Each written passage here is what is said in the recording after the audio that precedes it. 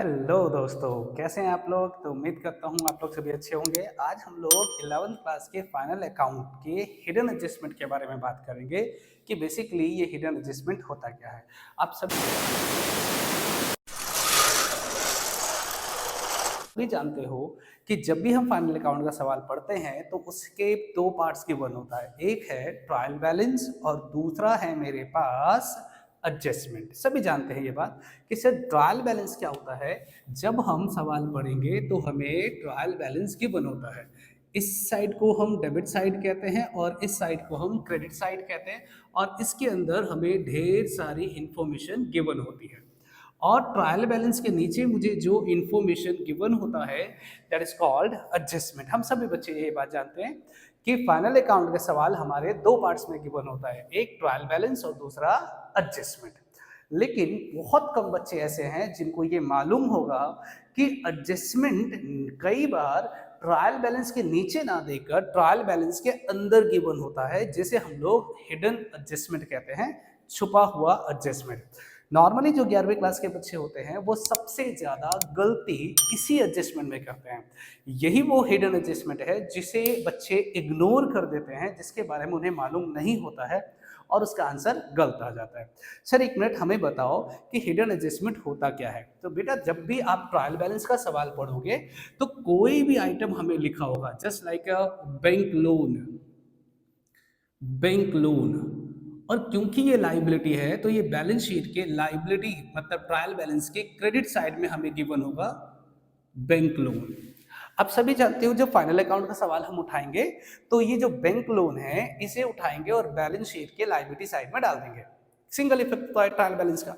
लेकिन अगर इसे बैंक लोन के आगे परसेंटेज लिख दे, any types of percentage, just like 10% bank loan, 5% bank loan, 6% bank loan, 8% bank loan, तो अब ये परसेंटेज जैसे ही लिखेगा तो इसका मतलब है कि ये बन जाएगा एडजस्टमेंट। इट मीन्स अगर किसी भी आइटम के आगे परसेंटेज लिखा हो तो इसी को हम लोग कहते हैं हिडन एडजस्टमेंट। हिडन एडजस्टमेंट, ठीक है जी बेटा, इसी को कहा जाता है हिडन एडजस्टमेंट। मीन्स नॉर्मल जो सवाल होता है उसमें एडजस्टमेंट ट्रायल बैलेंस के नीचे गिवन होता है इंफॉर्मेशन के फॉर्म में। लेकिन अगर किसी आइटम के आगे परसेंटेज लिखा हो, चाहे लोन के आगे परसेंटेज लिखा हो, चाहे बैंक लोन के आगे परसेंटेज लिखा हो, चाहे इन्वेस्टमेंट के आगे परसेंटेज लिखा हो, या किसी भी आइटम के आगे परसेंटेज लिखा हो, तो हम उसे हिडन एडजस्टमेंट कहते हैं। तो आज हम डिस्कस करेंगे कि इस तरह के हिडन एडजस्टमेंट को during the preparation of final account हम कैसे डील करेंगे। तो आप जानते हो अगर हिडन एडजस्टमेंट की बात करें तो चार टाइप्स के केसेस बनेंगे, चार टाइप्स के। पहला, अगर कभी किसी भी आइटम्स के आगे परसेंटेज लिखा है तो सबसे पहले तो आप उस लोन के ऊपर हम ये 10% निकालेंगे। अगर मैं इस लोन पर 10% इंटरेस्ट निकालता हूँ, जरा चेक करना कितना आ रहा है। तो सर अगर हम इंटरेस्ट निकालेंगे तो 1 लाख का 10% सर 10,000 आया। तो ये 10,000 interest on bank loan is our expense. अब एक बार हम ट्रायल बैलेंस को चेक करेंगे। अगर मान लो ट्रायल बैलेंस के अंदर कहीं पर भी इंटरेस्ट ऑन बैंक लोन हमें गिवन नहीं है, इट मींस ये सारा का सारा इंटरेस्ट हमारा क्या कहलाएगा, आउटस्टैंडिंग। और आउटस्टैंडिंग एक्सपेंस की ट्रीटमेंट आप जानते हो कि इस इंटरेस्ट ऑन बैंक लोन को हम दो जगह दिखाएंगे।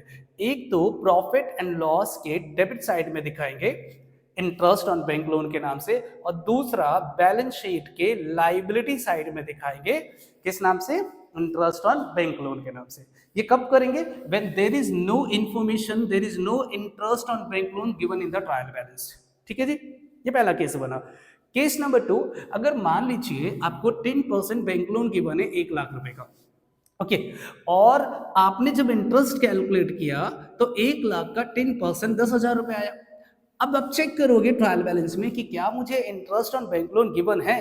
लेट्स से कि मुझे यहाँ गिवन है इंटरेस्ट ऑन बैंक लोन और डेबिट साइड में लिखा है 7,000 रुपए। अब जरा चेक करो, हमारे हिसाब से इंटरेस्ट बनता है 10,000 रुपए, हम ऑलरेडी पे कर चुके हैं 7,000 रुपए, इट मीन्स 3,000 रुपए क्या कहलाएगा, आउटस्टैंडिंग। तो कैसे करेंगे सॉल्व? सर ये तो उठा के हम लाइबिलिटी साइड पे डालेंगे, सभी जानते हैं इट्स अवर लाइबिलिटी, और ये interest on bank loan which are given in the trial balance, इसे हम दिखाएंगे प्रॉफिट एंड लॉस के डेबिट साइड में, इनर कॉलम के अंदर। इसके बाद अब कंपेयर करेंगे कि सर मेरा इंटरेस्ट बनता है 10,000 रुपीज, हम ऑलरेडी पे कर चुके हैं 7,000 रुपीज, इट मींस 3,000 रुपए क्या कहलाएगा?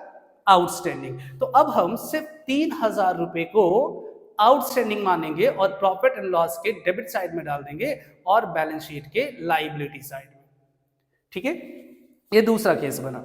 अगर मैं बात करूं तीसरे केस के बारे में, थर्ड केस के बारे में, कि मान लो हमें 10% बैंक लोन गिवन है 1,00,000 रुपए और इंटरेस्ट ऑन बैंक लोन, चलो मैं यहां अलग से दूसरा ट्रायल बैलेंस बना के दिखाता हूं। मान लीजिए कि हमें ट्रायल बैलेंस में 10% बैंक लोन गिवन है, 10% bank loan, it's our liability, इसलिए ये क्रेडिट साइड में गिवन होगा, ये क्रेडिट साइड है, ये डेबिट साइड है, ये ट्रायल बैलेंस है।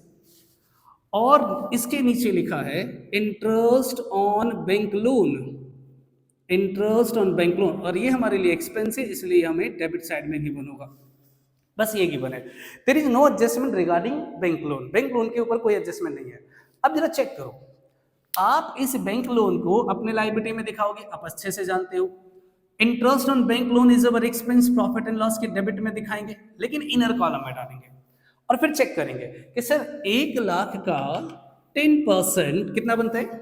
1,00,000 का 10% 10,000 रुपए बनता है, मतलब इंटरेस्ट हमें पे करना है बैंक लोन पे 10,000 रुपए, और हम ऑलरेडी कितना पे कर चुके हैं? सर हम पे कर चुके हैं 12,000 रुपए, इसका मतलब हमने 2,000 रुपए ज्यादा पे कर दिया। तो उस 2,000 रुपए को अगर आप प्रॉफिट एंड लॉस अकाउंट बनाते हो तो प्रॉफिट एंड लॉस के डेबिट में दिखाएंगे interest on bank loan 12,000 inner column में, और हमें देना था 10,000 रुपए, तो हम 2,000 रुपए यहां से माइनस करेंगे, किस नाम से?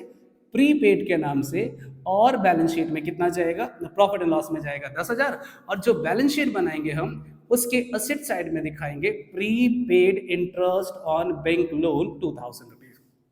ठीक है जी। इसके अलावा एक और केस बनता है, लेट्स से कि हमें बैंक लोन दे रखा है 10% बैंक लोन 1,00,000 रुपए का, इंटरेस्ट ऑन बैंक लोन हमें गिवन है 10,000 रुपए का।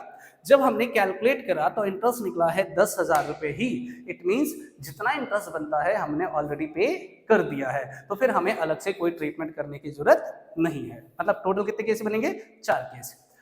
जब भी किसी बैंक लोन के आगे परसेंटेज होगा तो हम कैलकुलेट करेंगे, 10,000 आया, चेक करेंगे क्या उसने पे करा, अगर पे नहीं करा तो सारा का सारा आउटस्टैंडिंग, अगर उसने 7,000 पे कर दिया तो 3,000 रुपए आउटस्टैंडिंग, अगर उसने 12,000 रुपए पेड कर दिया तो 2,000 रुपए प्रीपेड, अगर उसने पूरे 10,000 पेड करे no outstanding no prepaid, it's a hidden adjustment.